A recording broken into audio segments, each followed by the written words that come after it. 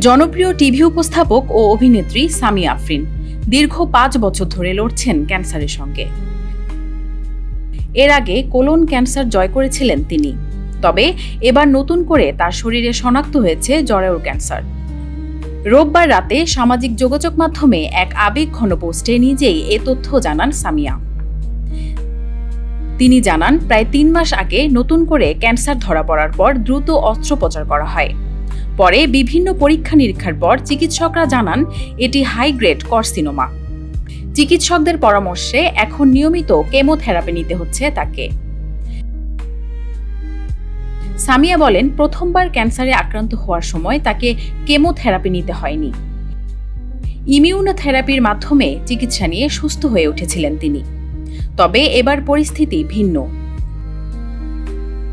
কেমোথেরাপির কারণে চুল পড়ে যেতে পারে। চিকিৎসকদের এমন পরামর্শের পর মন খারাপ না করে নতুন লুকেই নিজেকে উদ্দীপ্ত রাখার সিদ্ধান্ত নিয়েছেন এই উপস্থাপিকা।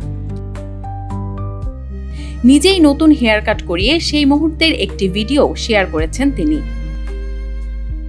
ক্যান্সারের সঙ্গে এই কঠিন লড়াইয়ে অনুরাগীদের কাছে দোয়া চেয়েছেন সামিয়া আফরিন।